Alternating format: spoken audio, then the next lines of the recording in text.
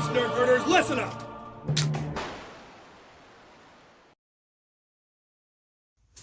Welcome back, I'm Captain Xavier, and I'm once again going to be talking about the COVID-19 pandemic. But today it's going to be a lot more positive because I'm going to be talking about some ways that you can proactively help. Many of you will be able to. All of us are in some way able to.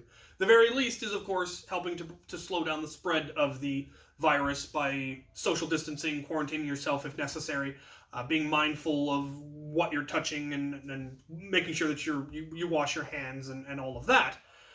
That is the very least that we should all be doing. And the reason we need to do that is if we can slow down the spread of the virus, we can help keep the medical world from getting too overwhelmed by it.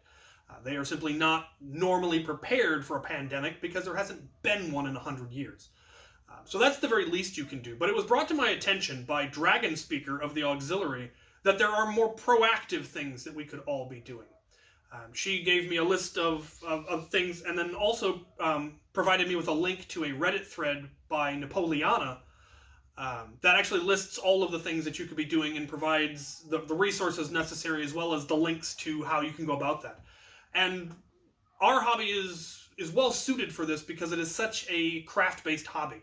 Many of us have tools and skills and materials that are specifically needed for this list, being sewing is one of them, and 3D printing is another one. So in that thread, they list sewing masks, regular face masks, as well as hospital gowns. Those are two things that are consumables, and so they need more of them. And anybody with a sewing machine and material can make those and can then donate them to either their local hospital or there are links in there to where resources should be sent so that they get to where they're needed most.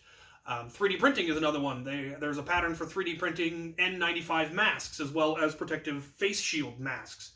And that's something that many of us have 3D printers and have filament that we could donate to that. There's also, of course, donating blood, donating plasma. Those are always needed, especially in a major crisis like this. And then there's, of course, just monetary donations or food donations or what have you. There is a link to a crowdsource for what resources are needed everywhere. Obviously, currently, Washington and New York are the two places in America that are being hit the worst because they're major international airports there, SeaTac and LaGuardia and JFK.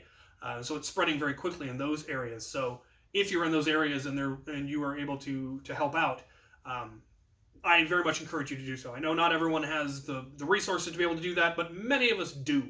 And so I highly encourage, if you're wanting to be proactive in helping deal with this, these are the ways that you can do so. So I'm very appreciative of DragonSpeaker for bringing this to my attention, and obviously to Napoleanna, I don't know who that is, but for compiling all of that to make it easier for us to be able to help, because we're going to need it. This is, once again, one of the things that I absolutely love about the Auxiliary, is that they think about these kinds of things and they bring it to my attention. The driving force behind the Auxiliary, More Fun for Everyone, was that we're trying to be proactive in making our hobby better. This is a way that we can be proactive in making the entire world potentially better. So I highly encourage you to get involved if you can, and to encourage others to do so as well. But by all, take care of yourself first. You're no good to anyone if you get sick or if you get hurt or if you run yourself too thin. So take care of yourself first, and then if you are able to, help us take care of everybody else. All right, bangarang.